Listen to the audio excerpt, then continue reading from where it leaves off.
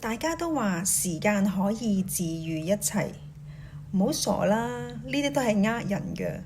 時間從來唔負責去治癒，佢只會令你習慣咗呢一種痛。就好似你斷咗隻腳，你唔去駁返啲骨，你唔去落藥，齋坐喺度等，冇錯，時間耐咗係唔會痛，但係你隻腳都廢咗，變成咗一個傷殘人士。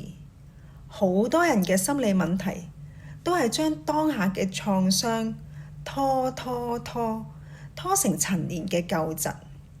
記住呢句說話，真正嘅治癒，佢係一個動詞，亦唔係一個名詞。